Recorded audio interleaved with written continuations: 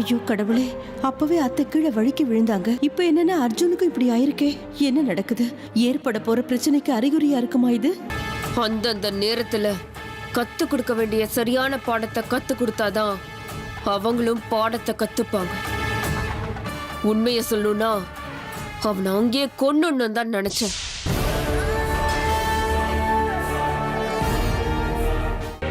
பார்த்துக்கிட்டே இருங்க எப்படி ஒரு ரிசல்ட் கொடுக்குறேன்னு. நான் கொடுக்க போற ரிசல்ட்ல எல்லாரும் அப்படியே ஆடி போயிடணும். என்ன சொன்னீங்க? மனுஷங்க செஞ்சது இல்லைன்னா அதுக்கு என்ன அர்த்தம்? இல்லைங்க அமிர்தா, நான் விழுந்தப்போ நீங்க என் கூட தானே இருந்தீங்க. நான் வலிக்கு விழுந்த மாதிரி உங்களுக்கு தோணுது? என்னங்க யோசனை பண்றீங்க சொல்லுங்க. நான் அப்படி விழுந்தப்போ வலிக்கு விழுந்த மாதிரி இருந்துச்சா?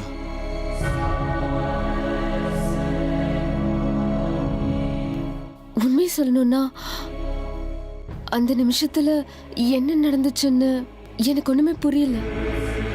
அது தாங்க நானும் சொல்லிக்கிட்டு இருக்கேன். நீங்களே உங்க கண்ணால பாத்தீங்க. நாம் 2 பேரும் ஒன்னதான் இருந்தோம், பேசிக்கிட்டு தான் இருந்தோம். அப்ப திடீர்னு யாரோ என்ன பலமா தள்ளிவிட்ட மாதிரி இருந்துச்சு. எவ்வளவு தூரம் போய் விழுந்தேன், ஷாக் அடிச்ச மாதிரி இருந்துச்சு. இந்த விஷயத்தை வீட்டுல சொன்னா எல்லாரும் பயந்து போயிடுவாங்க தான் நான் யார்கிட்டையும் சொல்லங்க.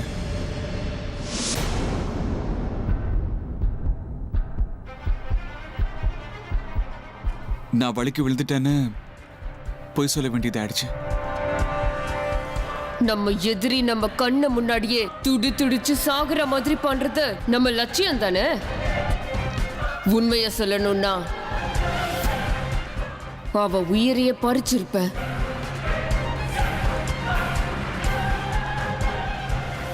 ஏங்க அமிர்தா, இந்த சம்பவம் நடந்ததுக்கு அப்புறம் என் மனசுக்குள்ள என்ன ஓடிக்கிட்டு இருக்கோங்கிற விஷயத்த யோகிப்பீங்களா? அந்த மாதிரி எல்லாம் நடந்தா பொதுவா எல்லாருக்கும் பயம் வரும் இல்லையா?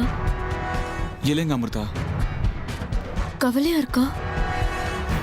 படபடப்பு? தப்பு.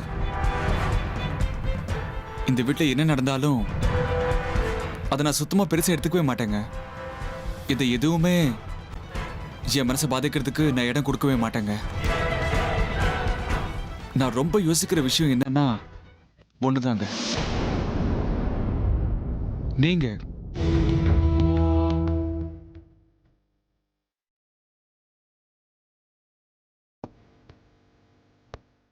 ஆமா அமிர்தா, எனக்கு என்ன ஆனாலும் அதை பத்தி நான் கவலைப்பட மாட்டேங்க.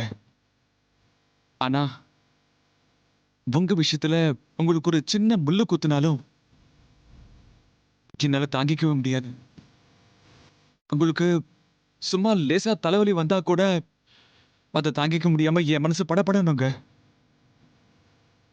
உங்களுக்கு எப்ப என்ன ஆயிடுமோங்கிற பயம் என்னை துரத்துக்கிட்டே இருக்கு. உங்களுக்கு ஒரு சின்ன காயம் ஏற்பட்டாலும் என்னால தாங்கிக்கவே முடியாதுங்க, தாங்கிக்க முடியாது.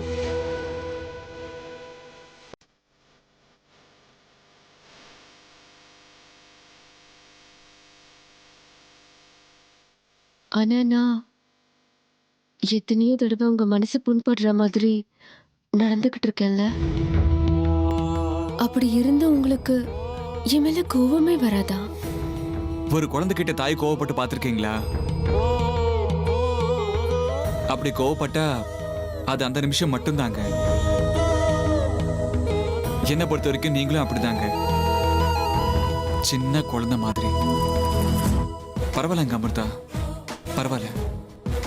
நீங்க எனக்கு எவ்வளவு வலியை கொடுத்தாலும் எவ்வளவு துக்கத்தை கொடுத்தாலும் நான் எனக்கு உங்களுக்கு துணையா தாங்க இருப்பேன்.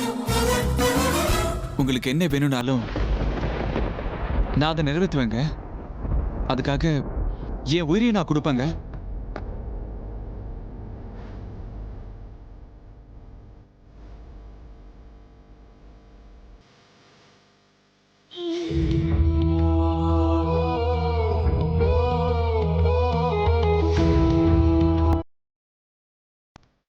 போதும், நிறுத்துங்க அர்ஜுன். ஏன் இந்த மாதிரி எல்லாம் பேசுறீங்க? நீங்க இந்த மாதிரி எல்லாம் பேசினா எனக்கு ரொம்ப வருத்தமா இருக்கு. தயவு செஞ்சு நீங்க இதுக்கு மேல எதுவும் பேசாதீங்க.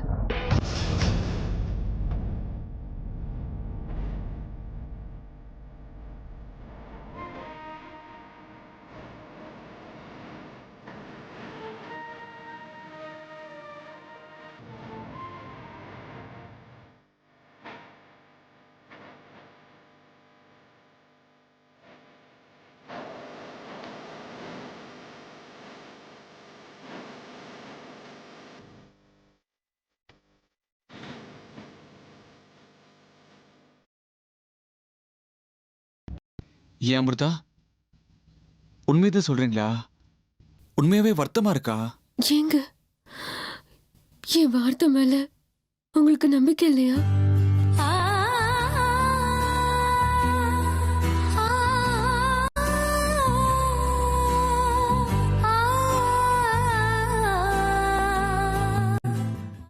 இல்ல சித்ராம்மா, சாமியை கண்டாலே ஆகாத அளவுக்கு என்ன பிரச்சனை வந்தது? அது மட்டும் இல்லாம அந்த சிவலிங்கத்து மேல அவங்களுக்கு என்னமா அவ்வளவு கோபம்?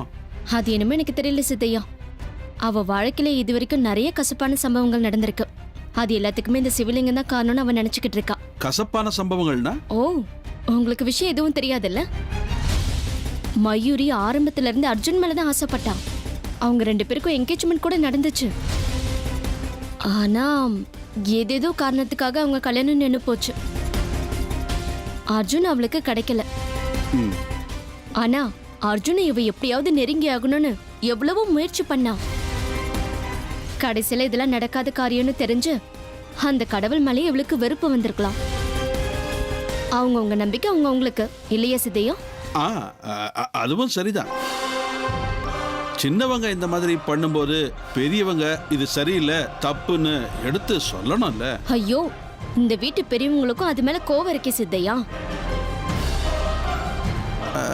அப்படின்னா உனக்கு எல்லாத்தையுமே நான் தெளிவா சொல்லணும். பாட்டிக்கும் சிவலிங்கத்துக்கு மேல பயங்கர கோவம் இருக்கு. ஏம்மா? அதான் நீயே பாக்குறிய சித்தையா, இந்த வீட்டுல அசம்பாவிதங்கள் நிறைய நடந்துகிட்டு இருக்கு. அதுக்கெல்லாம் இந்த சிவலிங்கம் தான் காரணம்னு பாட்டி நினைச்சுக்கிட்டு இருக்காங்க. ஓ, அப்படியா விஷயம்? ஆமா, நீயே சொல்லு சித்தையா.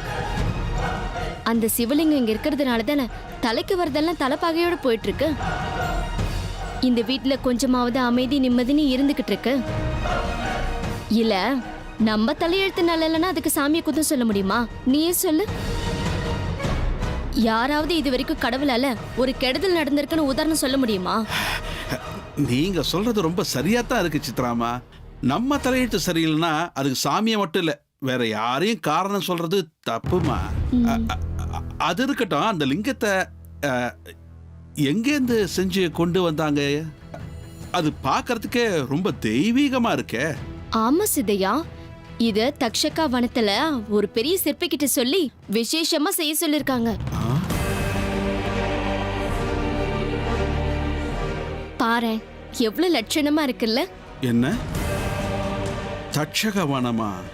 ஆமா சித்தையா, அது மட்டும் இல்ல, இந்த சிவலிங்கத்தோட கதை 1ஆ 2ஆ. இது மேல என்னமோ ஆரம்பத்துல இருந்தே எல்லாருக்கும் ஒரு கண்ணு. லிங்கத்தை ஒருத்தர் வந்து பாபா ரூபத்துல வந்து திருடிட்டு போக முயற்சி பண்ணாங்களாம். அதுக்கப்புறம் அமிர்தா எங்கெங்கயோ போய் தேடி கண்டுபிடிச்சு இந்த சிவலிங்கத்தை மறுபடியும் வீட்டுக்கு கொண்டு வந்து வச்சுட்டா. என்ன, அமிர்தா அம்மா போய் தேடி கொண்டு வந்தாங்களா? ஆமா சித்தையா, அது என்னமோ தெரியல, காடு மலைன்னு எல்லாத்தையும் தாண்டி போய் இந்த லிங்கத்தை கண்டுபிடிச்சு வீட்டுக்கு கொண்டு வந்துட்டா. பாவமா தான் இருக்கு. ஆனா அதோட இந்த கதை முடியல சித்தையா.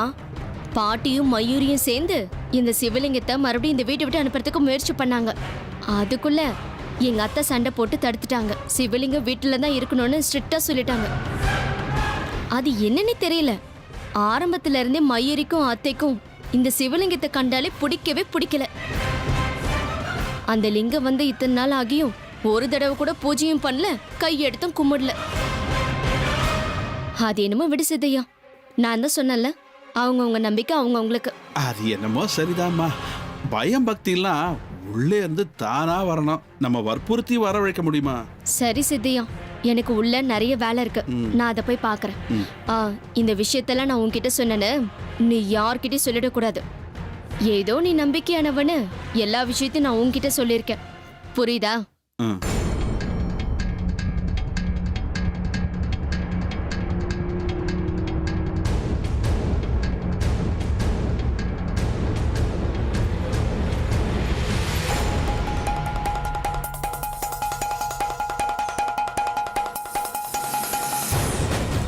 அப்படின்னா அது ஒன்றும் சாதாரண சிவலிங்கம் கிடையாது. தமயந்தி அதை வீட்டை விட்டு வெளியேற்றணும்னு முடிவு பண்றான்னா அந்த சிவலிங்கத்துல ஏதோ ஒரு ரகசியம் இருக்கு. அதை எப்படியும் நான் கண்டுபிடிச்சே தீரணும். அந்த ரகசியத்தை வெளியே கொண்டு வந்தே ஆகணும்.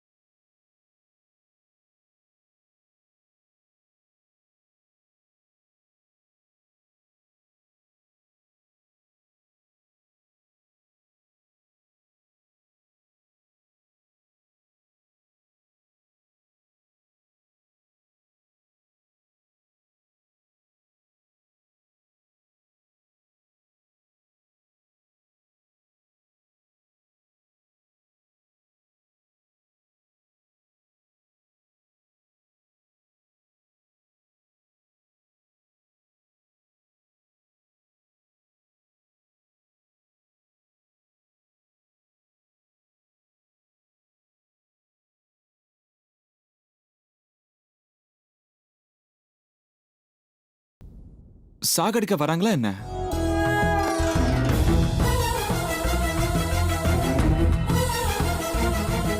நீங்க இந்த மாதிரி பேசுறத பார்த்தா யாரும் உங்ககிட்ட வந்து என் உயிரை பறிச்சிடுவேன்னு சொல்லிட்டு போன மாதிரியே இருக்கே.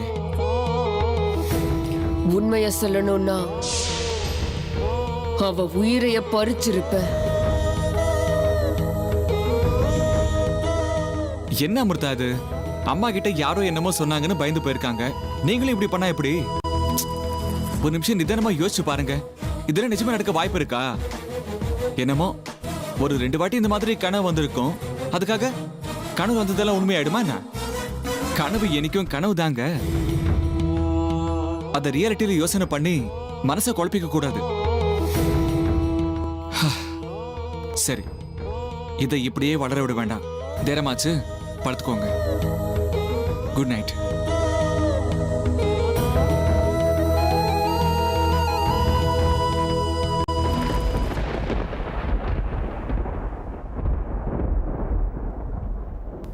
ஏன் அர்ஜுன் பெட்ஷீட் ஏன் கீழே போடுறீங்க? மேல படுத்துக்கலாம் இல்லையா? என்ன சொன்னீங்க? அப்பா, என் வாழ்க்கை பூரா இந்த வார்த்தை கேட்கதாங்க நான் தவிச்சுக்கிட்டே இருந்தேன். சரி, நீங்களே சொன்னதுக்கு அப்புறம் உங்க வார்த்தைக்கு மதிப்பு கொடுத்து நான் மேலேயே படுத்துக்கிறேங்க. நீங்க சொன்னதுக்காக தான். ஐயோ, தப்பி தவறி இவர் என் பக்கத்துல படுத்துட்டு இருக்கிறத சீஷா வந்து பார்த்துட்டா என்ன பண்றது? மறுபடியும் இவர் ஏதாவது செய்யறதுக்கு அவ யோசனை பண்ணா என்ன பண்றது? இல்ல, அப்படி நடக்க கூடாது. என்ன அமிர்தா, மறுபடியும் எங்க தொலைஞ்சு போயிட்டீங்க?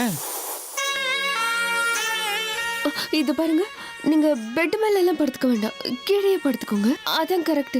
நோ, நீங்க ஒரு தடவை முடிவு பண்ணிட்டா உங்க பேச்சு நீங்களே கேட்க மாட்டீங்கன்னு நீங்க எப்போ சொன்ன மாதிரி எனக்கு ஞாபகங்க. இப்ப அதுக்குள்ள பேச்ச மாத்திரம் நல்லா இருக்குமா? நான் கீழே படுக்க மாட்டேன், நான் மேல தான் படுத்துப்பேன். சரி, நீங்க அங்க படுத்துக்கோங்க, நான் கீழே படுத்துக்கிறேன். சரி போங்க. அப்படின்னா உங்களுக்கு உங்க மேலே நம்பிக்கை இல்லை போல இருக்கு.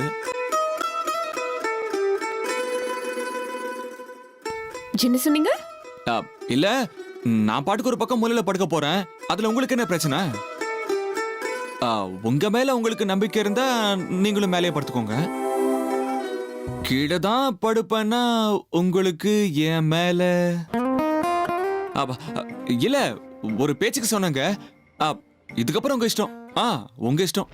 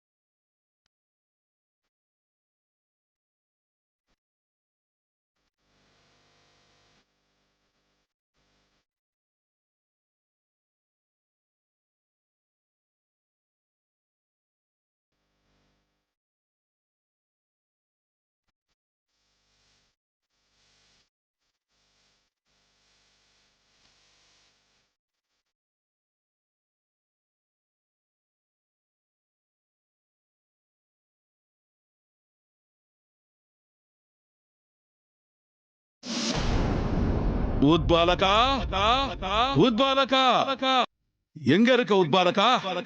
எங்க இருந்தாலும் சீக்கிரம் வா. உன்கிட்ட நான் ஒரு முக்கியமான விஷயத்த சொல்ல போறேன். உன்னால எனக்கு ஒரு உதவி ஆக வேண்டி இருக்கு. ஒரு பெரிய ரகசியத்தை உடனே வெளியே கொண்டு வரணும் உத்பாலகா. சீக்கிரம் வா.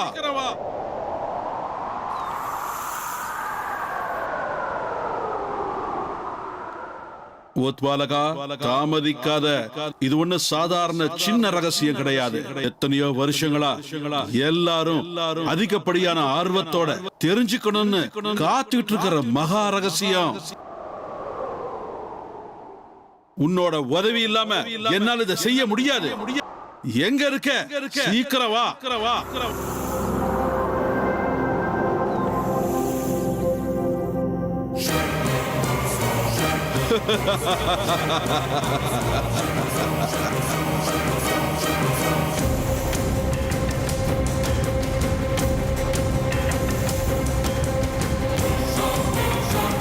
எதுக்காக என்ன அவசரமா வர சொன்ன?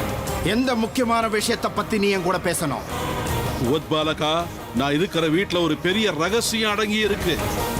அந்த வீட்டுல இருக்கிற சிவலிங்கத்துக்குள்ள ஒரு மகா ரகசியம் அடங்கி இருக்கு. அபூர்வமான சக்தியை தனக்குள்ள அடக்கி வச்சிருக்கிற அந்த சிவலிங்கத்துக்குள்ள அப்படி என்ன சக்தி இருக்குன்னு நாம கண்டுபிடிச்சே ஆகணும். அதுக்கு உதவி எனக்கு கண்டிப்பா வேணும். அது சரி, சிவலிங்கத்துக்குள்ள எந்த ரகசியம் வேணா இருக்கட்டும். அதை தெரிஞ்சுக்கிட்டு நான் என்ன பண்ண போறேன்? எனக்கு என்ன பயன்? நீ இருக்கிற அந்த வீட்டுக்குள்ள எத்தனை ரகசியங்கள் இருந்தாலும் அதுக்கும் எனக்கும் எந்த சம்பந்தமும் இல்லை. அந்த ரகசியங்களை வெளியில கொண்டு வரதுல எனக்கு எந்த விதமான ஆர்வமும் இல்லை. நான் கிளம்புறேன். அப்படி சொல்லாத உத்பாலகா.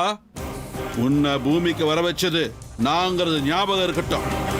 நாகமணியை அடையறதுக்கு நம்ம தக்ஷக வம்சத்துக்கும் வாசுகி வம்சத்துக்கும் நடக்கிற யுத்தம் உனக்கு தெரியும்ல? தெரியும். ஆனா அதுக்கும் இதுக்கும் என்ன சம்பந்தம்? எல்லாமே ஒண்ணுக்குள்ள ஒண்ணு சம்பந்தப்பட்டிருக்கு உத்பாலகா. எங்கேயாவது ரகசியம் இருக்குன்ற அறிகுறி தெரிஞ்சா நாம் அதை உதாசீனப்படுத்த கூடாது உத்பாலகா. இப்ப ஏற்கனவே வாசுகி வம்சத்து நாகராணி சேஷாவும் மாறு வேஷத்தை போட்டுக்கிட்டு நாகமணியை தேடி இந்த பூமிக்கு வந்துட்டாங்க. அவங்க நம்மளை விடவே ரொம்ப சக்திசாலிகளா இருக்கிறதுனால அவங்கள சுலபமா தோக்கடிக்க முடியாதுங்கிறது உனக்கு ஞாபகம் இருக்குல்ல? எந்த காரணத்தை கொண்டு நாகமணி அவங்க கைக்கு போய் சேரக்கூடாது. ஆனா மனசுக்கு ஆறுதல் தரக்கூடிய ஒரு விஷயம், அந்த நாகராணி எவ்வளவுதான் சக்திசாலியா இருந்தாலும் என்ன அவளால் அடையாளம் கண்டுபிடிக்க முடியல. ஆமா, நீ சொல்ற விஷயங்கள் அத்தனையும் சரிதான். எந்த காரணத்தை கொண்டு அந்த நாகமணி வாசுகி வம்சத்தை சேர்ந்தவங்க கைக்கு கிடைக்க கூடாது. நாகமணியை எடுக்கக்கூடிய போராட்டத்துல நீ உதவியா இருப்பந்தானா உன்னை நான் இங்க வரவழைச்சேன். ஆமா, அப்படின்னா போராட்ட களத்துல நான் சொல்ற எல்லா காரியத்தையும் நீ மறுக்காம செஞ்சுதாகணும் உத்பாலகா. எந்த ரகசியங்கள் பின்னாடி என்ன உண்மைகள் அடங்கி இருக்கோ நமக்கு தெரியாது. சிவலிங்கத்துக்குள்ள இருக்கிற ரகசியம்னு சொன்னா அது நமக்கு பயன்படக்கூடிய ரகசியமா மட்டும்தானே இருக்க முடியும். ஒரு தடவை அது என்னன்னு நம்ம தெரிஞ்சுக்க முயற்சி பண்றதுல தப்பில்லையே. இந்த காரியத்தை உன்னால மட்டும்தான் செய்ய முடியும் உத்பாலகா. ஞாபகம் இருக்கட்டும், நீ எடுத்து வைக்க போற ஒவ்வொரு அடியும் நம்மள நாகமணிக்கு பக்கத்துல கூட்டிக்கிட்டு போய்கிட்டே இருக்கும். செய்வியா? நான் சொல்றத செய்வியா? அந்த சிவலிங்கத்தோட ரகசியத்தை தெரிஞ்சுக்க எனக்கு உதவி செய்வியா? நிச்சயமா. நாகமணியை அடையக்கூடிய எந்த போராட்டத்துக்கும் என்னுடைய உதவி நிச்சயமா இருக்கும். உன் விருப்பப்படியே செய்யற.